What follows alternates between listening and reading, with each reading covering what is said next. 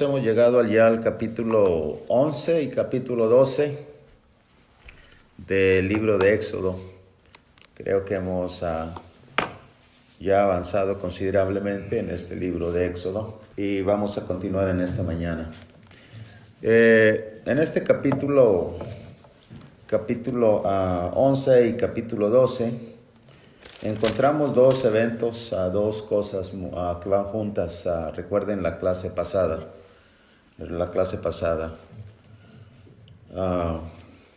Ya hemos visto las últimas 9 plagas y hay una plaga más, desde luego la muerte de los primogénitos, y la encontramos precisamente en este capítulo 12. Ojalá que todos hayamos leído el capítulo 11 y 12 para proseguir en este estudio de Éxodo. Muy bien. ¿Recuerdan ustedes la última clase acerca de las 9 plagas? El propósito de las 9 plagas. Ojalá que estén presentes en su mente. El propósito de las plagas está muy, muy bien definido. Hay por lo menos 3, 4 cosas muy claras en cuanto a las 9 plagas. ¿Alguien recuerda de mi lado izquierdo una de ellas? ¿Cuál es el propósito principal de las 9 plagas, hermano Martín? Dios Todopoderoso. Dios es todopoderoso, mostrarse Dios como el Todopoderoso, a mi lado derecho. Hermana Vero. Pues sacar al pueblo de Israel de la esclavitud. Un propósito muy simple. Y el más sencillo es que a través de estas plagas Dios logró sacar al pueblo, y ese fueron el medio que Dios usó para poder liberar al pueblo. ¿Alguien más? La Conchita. Mostrar su soberanía, muy bien, que había un solo Dios, y sabrán que hay un solo Dios también. Por último, ¿alguien más? Hermano Martín. Hermano, también miramos el cuidado que tiene Dios sobre su pueblo, aunque hubo plagas, vimos también que esas plagas no afectaron al pueblo de Dios. Bien, miramos que Dios hace distinción entre el que le sirve y el que no le sirve, en quienes son sus hijos y quienes no lo son. Había granizo en todo Egipto, excepto en la tierra de Gosén, donde estaba el pueblo. De esa manera vemos no solamente el granizo, y vemos algunas otras plagas que afectaron grandemente a Egipto, pero no así. Por ejemplo, recordemos la plaga de tinieblas.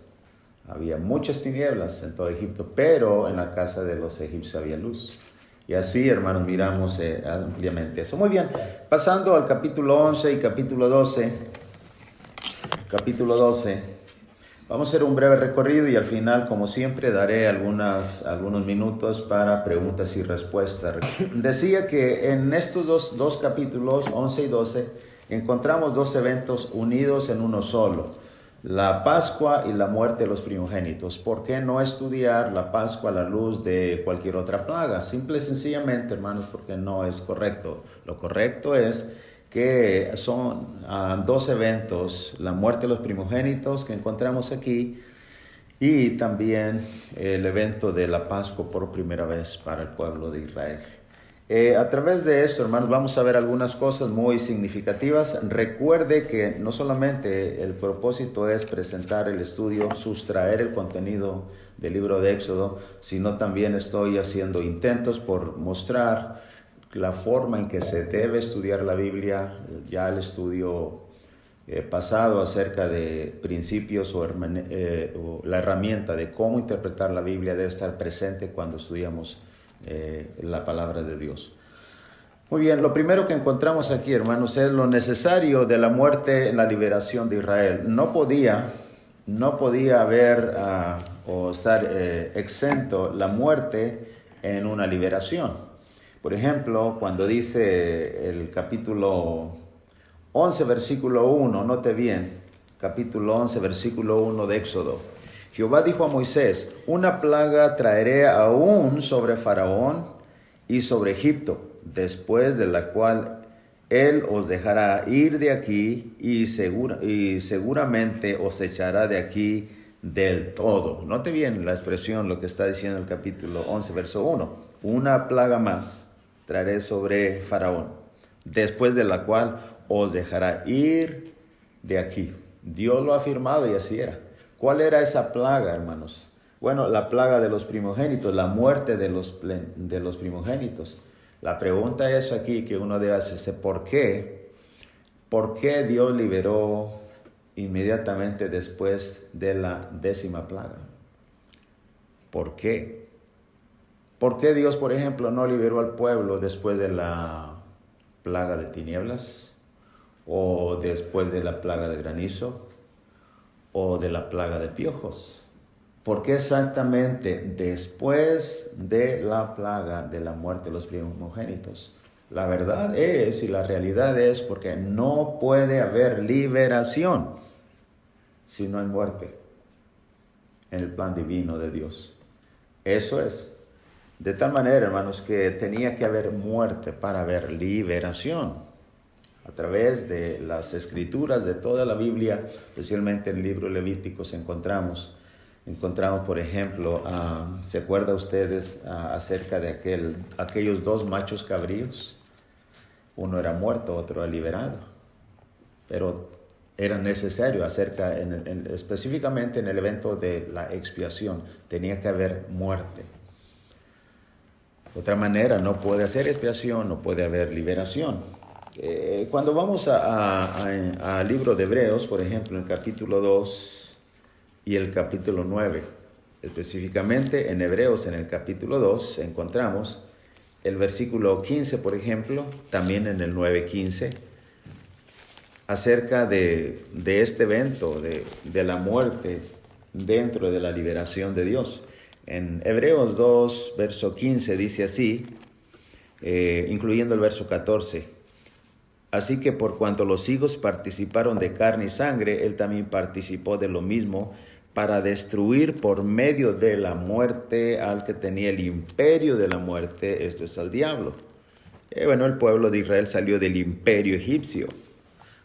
Y luego dice el verso 15, y librar a todos los que por el temor de la muerte estaban durante toda la vida sujetos a servidumbre. ¿Qué relación tiene este versículo 15? Mucho. El pueblo de Israel estaba sujeto a servidumbre. La palabra servidumbre es esclavitud. Así estaba el pueblo.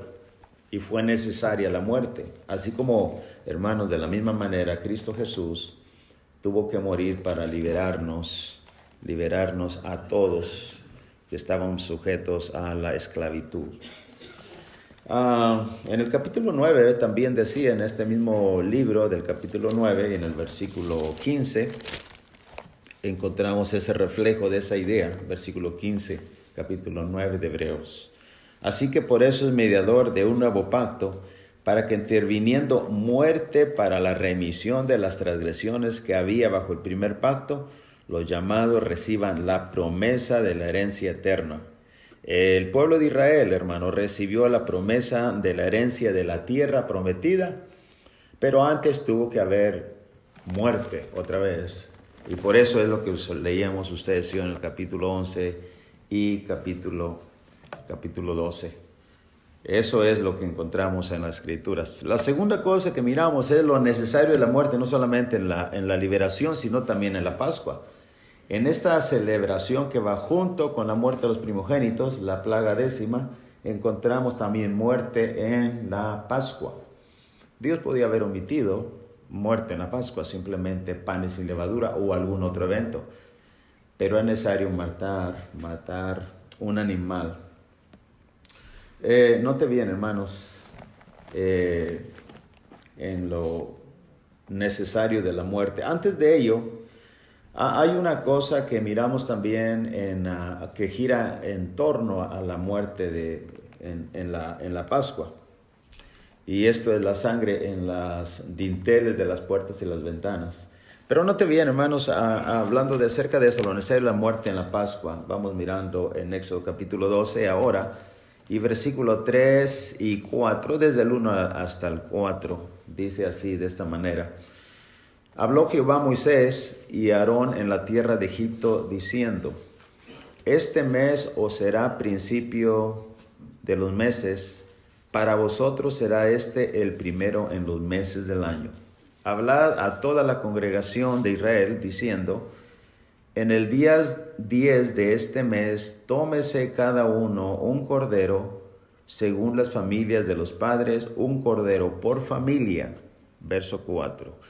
Mas si la familia fuere tan pequeña que no baste para comer el cordero, entonces él y su vecino inmediato a su casa tomarán uno según el número de las personas, conforme al comer de cada hombre, haréis la cuenta sobre el cordero. Note bien lo que está hablando acerca de este cordero que habría de ser sacrificado, y de esta manera se presenta muerte también, no solamente decía en la liberación, sino también en la Pascua, en el acto de la Pascua. En el capítulo mismo 12, versículo 12 y versículo 13, dice de esta manera, 12 y 13, pues yo pasaré aquella noche por la tierra de Egipto y heriré a todo primogénito en la tierra de Egipto, así de los hombres como de las bestias, y ejecutaré mis juicios en todos los dioses de Egipto, y yo Jehová.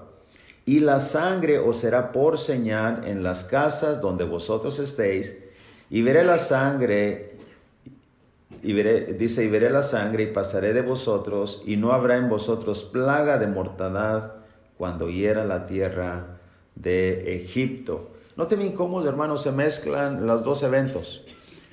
Cuando matan el cordero, la sangre los ponen en los dinteles de las puertas y las ventanas. La misma muerte viene. Lo que no te viene, lo primero que se ejecuta, son cosas muy simples. ¿Qué es lo primero? ¿Muerte de los primogénitos o muerte del cordero? Muerte del cordero. La sangre misma del cordero en los dinteles de las puertas y las ventanas protege para la muerte de los primogénitos, de los egipcios, de todo el pueblo de Egipto. No te viene eso. Por eso decía que es como, por ejemplo, un ejercicio. Nadie puede entender 1 Corintios 12, si no lee ¿qué? Capítulo 13 y capítulo 14. Nadie puede entender el capítulo 13 si no lee el capítulo 12 y 14. 3 capítulos. Tenemos que desarrollar esa habilidad de saber cómo estudiar la Biblia efectivamente para aplicarla en nuestro corazón finalmente. Así, de esa manera, tiene sentido por qué no estudiamos las 10 plagas. Porque las 9 tienen un propósito bien definido y la número 10 tiene un propósito bien definido una vez más, con la Pascua. Así es que lo que notamos aquí es lo necesario, no solamente otra vez, de la muerte en liberación. Para liberarlos tuvo que venir una plaga más diferente a las primeras plagas. Era muy cómodo, o no era tan incómodo. Por ejemplo, diríamos así: ¿cómo puede usted comparar la plaga de los piojos con la muerte de los primogénitos? Absolutamente no. ¿Cómo puede comparar, por ejemplo, la plaga de granizo con los primogénitos? No. Sí dañó mucho de los cultivos, etcétera, pero no se puede comparar. La muerte, hermanos, el dolor de la muerte no se puede comparar. ¿Ve eso? Es que Dios usó de esa manera significativa esta última plaga. Ahora, una cosa muy importante, lo que también, hermanos, vamos a mirar aquí es no solamente es lo necesario, sino también una similitud entre el Cordero y Jesús mismo. Eso es lo que la Biblia presenta. Recuerde que la Biblia es como un rompecabezas, donde hay partes del Antiguo y Nuevo Testamento, y si el estudiante de la Biblia no logra acomodar debidamente, o mejor dicho, ya está acomodado, sino que logra identificar las partes de todo el tema, no podrá entender la Biblia. Hay quienes tuercen las Escrituras, malinterpretan las Escrituras, y hay quienes inclusive ni siquiera usan las Escrituras para guiarse en su vida. Y nosotros queremos ser la diferencia. Queremos entender las Escrituras. Aquí nuevamente, ahora vemos una similitud entre el Cordero y Jesús. Vamos a mirarla claramente según lo que estamos estudiando, Éxodo 11 y Éxodo 12. Por ejemplo, en el capítulo 12, Éxodo capítulo 12, notamos una característica que debía tener el Cordero, que Se elegía, según el verso 3, el día 10 y se sacaba para inmolarlo el día 14. Bueno, ¿cómo debía ser este cordero? Verso 5, nótelo bien. El animal será sin defecto, macho de 1 año, lo tomaréis de las ovejas o de las cabras. Animal será sin defecto y de 1 año. Dos características. Sin defecto y de 1 año. ¿Qué se dice de Jesús? Bueno, el apóstol Pedro escribe en la carta primera, porque él escribió 2, y él explica en el capítulo 1 y en el versículo 18 y 19, note bien lo que él dice. Primera de Pedro, capítulo 1, verso 18 y 19. Sabiendo que fuiste rescatados, note bien esa frase, liberación, éxodo, sabiendo que fuiste rescatados de vuestra vana manera de vivir, la cual recibisteis de vuestros padres, no con cosas corruptibles como oro o plata, sino con la sangre preciosa de Cristo, como de un cordero, como de un cordero sin mancha y sin contaminación. Es muy evidente y claro que en el principio, hermanos, en el libro de Éxodo, Dios estaba ya mostrando anticipadamente la santidad, la pureza de Jesús en su vida para poder de esta manera liberarnos, expiar nuestros pecados. De otra manera no hubiese sido posible. Ese cordero debía ser sin defecto. ¿Qué otra cosa miramos? Vuelvo rápidamente a Éxodo, por favor. Ahora, no solamente en el capítulo 12, sino vayamos al versículo 46. ¿Cuál es otra de las características entre Jesús y el Cordero? 12:46, ya lo tiene. Note bien lo que dice el verso 46 de Éxodo 12. Se comerá en una casa, verso 46, capítulo 12, en una casa, y no llevarás de aquella carne fuera de ella. Era bien importante comer en una casa y comerlo completo, y usted ya lo leyó en casa. Pero una cosa bien importante, ¿usted podía salir de la casa con carne? No. Dice, no llevarás de aquella carne fuera de ella. La segunda instrucción que dio Dios a través de Moisés al pueblo es, ni quebraréis hueso suyo. Ok. Hermanos, esto significa obviamente lo que leemos en Juan capítulo 19, versículo 33 al verso 36. No solamente, hay 3 ocasiones donde se menciona acerca de que a Jesús no quebraron sus huesos. Ok. Una es en Éxodo, la otra es en los Salmos y la otra es cuando sucedió en el libro de Juan. En Juan capítulo 19, versículo 33 al verso 36. 33 al 36. Note bien de Juan 19. Mas cuando llegaron a Jesús, como le vieron ya muerto, no le quebraron las piernas. Pero uno de los soldados le abrió el costado con una lanza y al instante salió sangre y agua. Bueno, el intento de los soldados era corroborar que estuvieran muertos o asegurarse que murieran. Cuando vinieron los soldados, según el verso 32, vinieron pues los soldados y quebraron las piernas al primero y asimismo al otro que había sido crucificado con él. ¿Por qué? Porque estaban vivos. Sin embargo, Jesús estaba muerto, así es que no le quebraron las piernas. Pero sí se aseguró el soldado que Jesús estuviese muerto, usando una lanza y atravesó su costado y al instante salió sangre y agua, según el verso 34. El 35, y el que lo vio da testimonio, ya lo leímos en 1 Juan capítulo 1, verso 1 en adelante. Y su testimonio es verdadero, y él sabe que dice verdad, para que vosotros también creáis, frase que usó mismo Juan allá en 1 de Juan, para que creáis.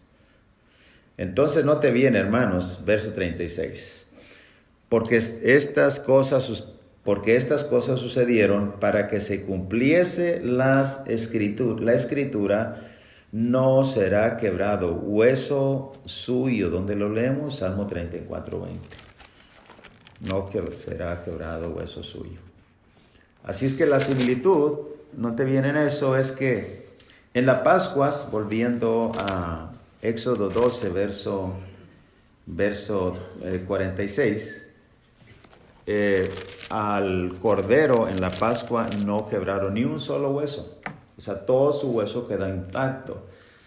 Y a Jesús mismo, como el cordero, como ese cordero de la Pascua representaba a Jesús tampoco le quebraron ni un solo hueso. ¿Captamos esa idea? Yo creo que sí. Muy simple, muy simple. Entonces, lo que estamos mirando, hermanos, es un gran evento en la muerte de los primogénitos y la celebración de la Pascua usando un cordero. Ahora, como decía, hermanos, también que hay cosas que giraron en torno a esta celebración. Algunos detalles que giran en torno a este evento, aunque las tres cosas primeras son las cosas más importantes de estos dos capítulos, no podemos dejar de ver algunas cosas que adornan y hermosean este cuadro tan hermoso. ¿Cuáles son esas cosas que acompañaron, hermanos, la Pascua y el Cordero? Bueno, hay algunas, claro que sí. Por ejemplo, decía, hermanos, que la sangre, lo que leíamos en el capítulo 12 de Éxodo, si use su Biblia, por favor, Éxodo capítulo 12, y en el versículo 12 y versículo 13, donde dice el versículo 13 exactamente, y la sangre os será por señal en las casas donde vosotros estéis, y veré la sangre y pasaré de vosotros. No habrá en vosotros plaga de mortandad cuando hiera la tierra. No solamente era una protección para los israelitas, sino también, hermanos, cuando vamos al Nuevo Testamento, en Romanos específicamente, capítulo 5, en Romanos capítulo 5, y en el versículo, déjenme ver, es el 9, si no me equivoco, Romanos capítulo 5, verso 9, dice la palabra de Dios así, Romanos 5, 9. Dice el verso 8 y verso 9. Mas Dios muestra su amor para con nosotros, en que siendo aún pecadores, Cristo murió por nosotros. Pues mucho más estando ya justificados en su sangre, por él seremos salvos de la ira. Cuando usted ve la palabra sangre en el Nuevo Testamento, sea en Romanos o sea en Hebreos, otro detalle también les explico, que no se me pase. Quien quiera estudiar y entender Romanos tendrá que estudiar Hebreos. Y quien quiera entender Hebreos tiene que ayudarse con la carta a los Romanos. Eso es bien importante decirlo también. ¿Por qué no? Así es que la palabra sangre en ambos, carta y libro de Hebreos, hermanos, es tan efectiva mirando cómo es que así como a los israelitas, la sangre fue como una señal para que el heridor, la mortandad pasara, no sobre ellos. Así la sangre de Jesús ahora nos limpia. 1 Juan 1, verso 8 y 9. La sangre de Jesús ahora nos justifica y ahora somos salvos también a través de ella. Claramente lo dice la Escritura, estando ya justificados en su sangre. Había una justificación para no entrar ahí el heridor. ¿Qué otra cosa vemos? Por ejemplo, volviendo a Éxodo capítulo 12, vemos algún detalle muy interesante. El capítulo 12 de Éxodo, versículo 8. Y muchos se preguntan, ¿por qué? ¿Por qué lo habrían de comer con hierbas amargas? Por ejemplo, capítulo 12, verso 8. Y aquella noche comerán la carne asada al fuego y panes sin levadura. Con hierbas amargas lo comerán. Con hierbas amargas lo comerán. Las hierbas amargas, hermanos, por ejemplo, recuerda dónde en los contextos de la Biblia, dónde viene algo amargo. Si usted tiene, como he explicado, cómo desarrollar un hábito de lectura o de estudio para tener una concordancia mental en la mente, va a ser muy fácil para usted conectar los textos. Por ejemplo, Mara, las aguas amargas, que se endulzaron con un árbol. ¿Dónde más? Apocalipsis, donde Juan le dio un librito y dice, lo comí, primero me supo muy amargo y luego le supo dulce. Bueno, usted puede mirar los eventos. ¿Qué significa en una forma figurada, el lenguaje figurado, eso, lo amargo? Lo amargo, hermano, nunca en la Biblia representa bendición o cosas, mejor dicho, no bendición, corrección.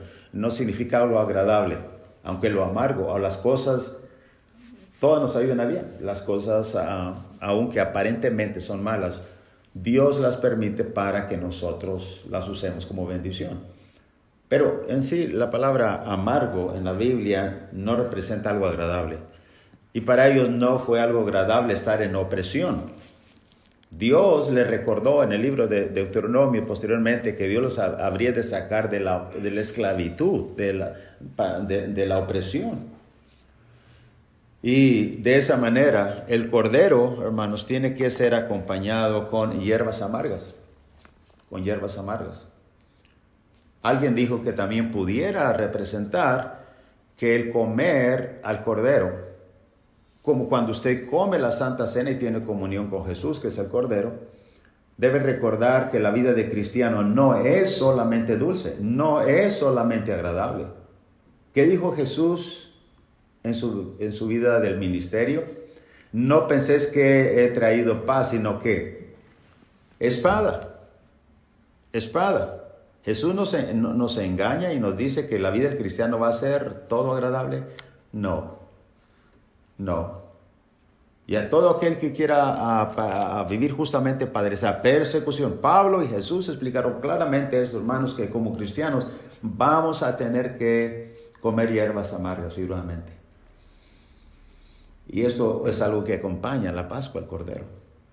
Así es que nos gusta mucho cuando todo está bien, excelente, todo marcha bien. Hasta los semáforos se nos ponen en verde. Pero cuando las cosas van mal, nadie quiere aceptar eso. No queremos, no gusta. Dicen los niños, no gusta a mí, no me gusta. Pero debemos hacerlo. Y esa es una cosa muy importante que estamos mirando, que leímos ya en el capítulo 12, hermano Alex. Así también lo podemos relacionar como cuando dice cada uno tome su cruz y síganme. Exacto, hermano, exacto. Cada uno, sí, hermanos, escuche esto, ¿fue agradable, hermano, es para llevar Jesús la cruz? No fue agradable, pero Él cargó su propia cruz. Y por eso Él dijo, todo aquel que quiera venir en pos de mí, néguese a sí mismo y tome su cruz y sígame. Esto está en conexión con Gálatas capítulo 6, verso 4, porque cada uno llevará su propia carga. Ayudémonos, hermanos, a llevar, cada uno tiene una carga. Pero... otra vez, no es agradable. Bien, hermano, es excelente.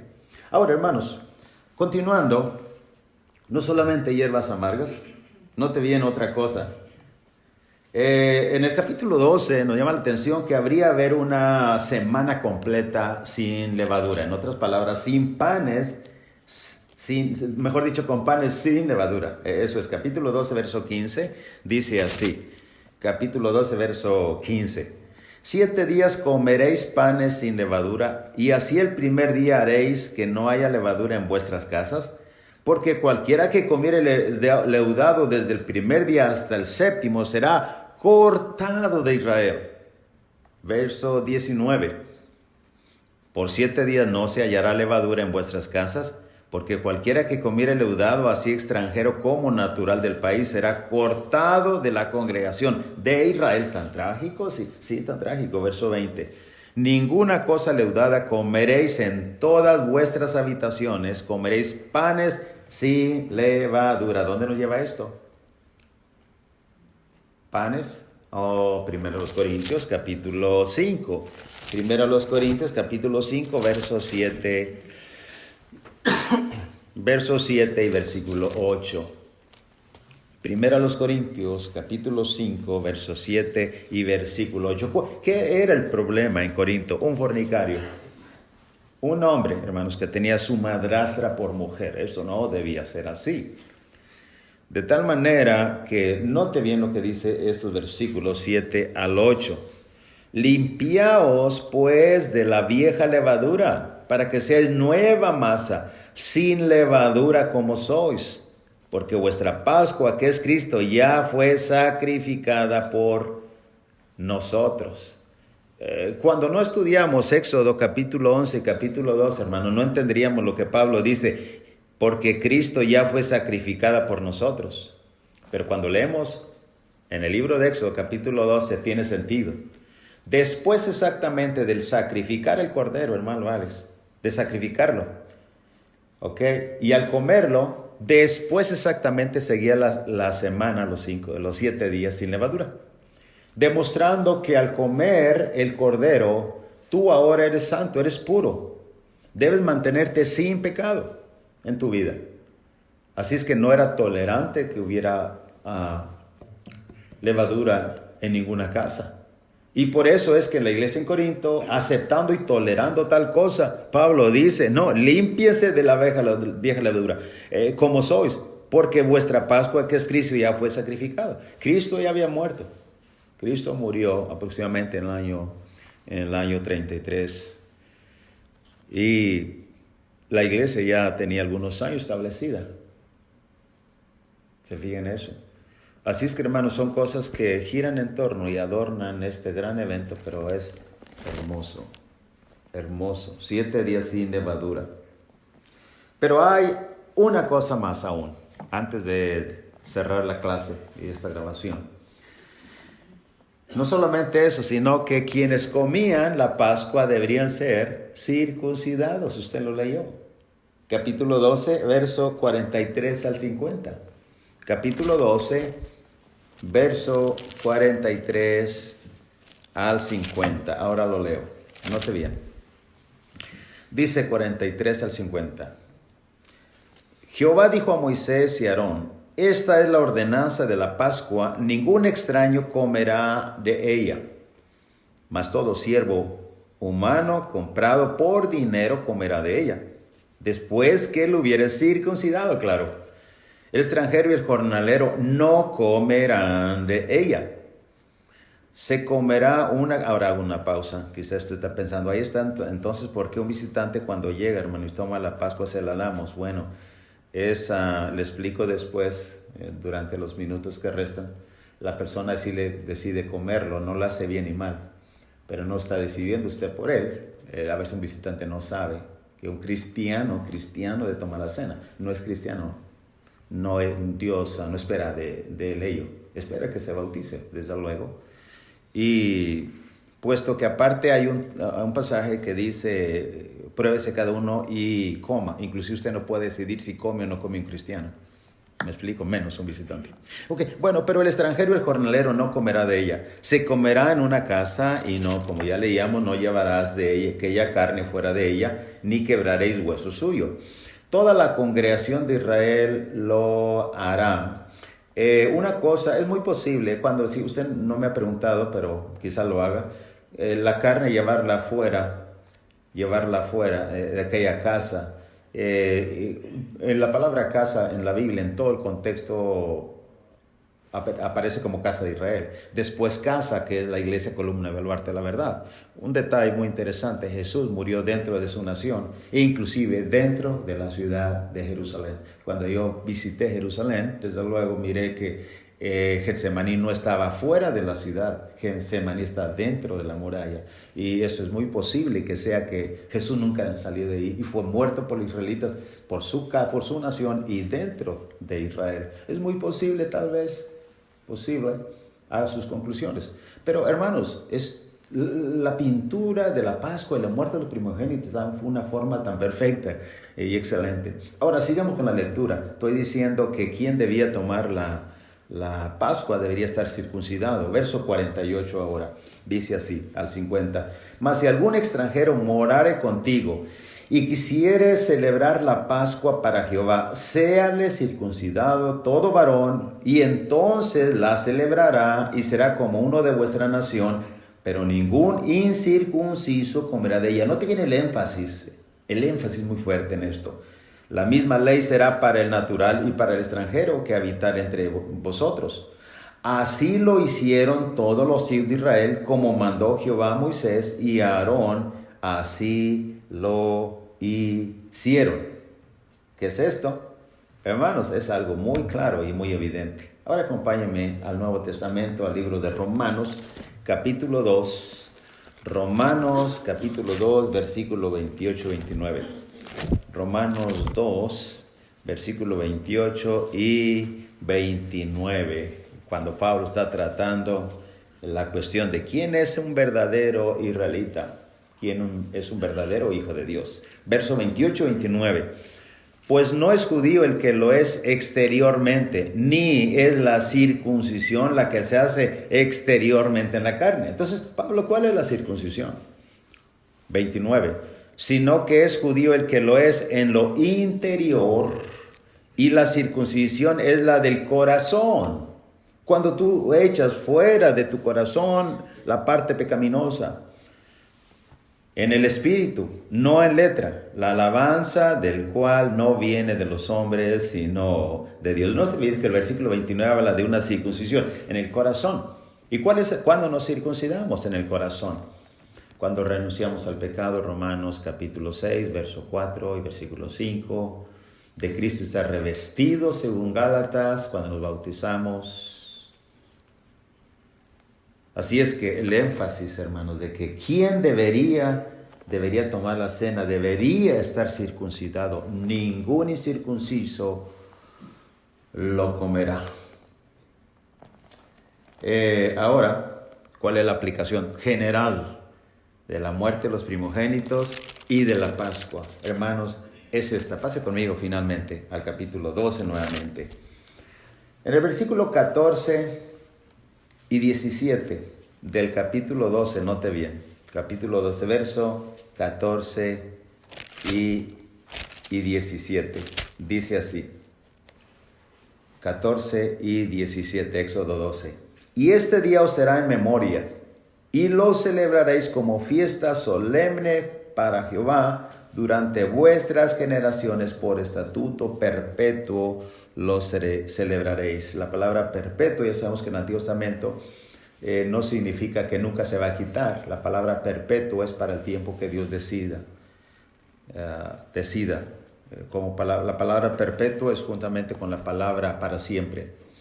Las personas no están interpretando bien la Biblia. Hay cosas que Dios, hermanos, puso para un tiempo. Ahora, otra cosa, dice el versículo 17, y guardaré la fiesta de los panes sin levadura, porque en este mismo día saqué vuestras huestes de la tierra de Egipto, por tanto guardaréis este mandamiento en vuestras generaciones por costumbre perpetua. Una vez más, ahí está.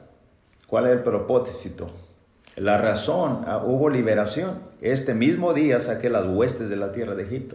Ellos podían celebrar la Pascua y recordar este evento. Hoy en día, quien no estudia la abolición de la ley del antiguo pacto, querrá estar celebrando la Pascua. De hecho, hoy en día todo el mundo está oyendo esto. Pero la Biblia enseña todo el capítulo 9, todo el capítulo 10, inclusive parte del capítulo 8, acerca de la abolición del antiguo pacto, de la ley. Y es por eso que ahora, según Mateo 26, en 1 Corintios 11 a 23, hay un nuevo evento, mandamiento para los cristianos, que es la Santa Cena, que se celebra cada domingo, según Hechos 27, para recordar la muerte de Jesús, la liberación del pecado. Note que en el Antiguo Testamento había figuras que vienen a hacer claramente en el Nuevo Testamento. Simplemente son figuras o sombras. Pero ¿cuál es el punto, la lección final para nosotros, hermanos? Que el verso 24 al 27 de este mismo capítulo dice: guardaréis nuevamente esto por estatuto para vosotros y para vuestros hijos para siempre. Cuando entréis en la tierra que Jehová os dará, como prometió, guardaréis este rito. Y cuando os dijeren vuestros hijos: ¿qué es este rito vuestro? Vosotros responderéis: es la víctima de la Pascua de Jehová, el cual pasó por encima de las casas de los hijos de Israel en Egipto, cuando hirió a los egipcios y libró nuestras casas. Entonces el pueblo se inclinó y adoró. Que, hermanos, el punto es que ellos debían hacerlo para recordar. El recordar significa mantener un corazón agradecido siempre con nuestro Dios por las bendiciones o cosas que ha obrado Él en nuestras vidas. En conclusión, que la lección que encontramos en el capítulo 11 y capítulo 12, 2 eventos en uno. La muerte de primogénitos y la Pascua. En ambas hubo muerte y en ambas tuvo que haber muerte para liberar al pueblo de Israel. Hoy en día, Cristo Jesús murió el primer siglo y en los primeros años Él entregó la vida en un madero por nosotros. Hoy en día seguimos celebrando la celebración de la Santa Cena cada domingo, su muerte y su liberación. Sin muerte no hay, dice Hebreos, expiación por los pecados.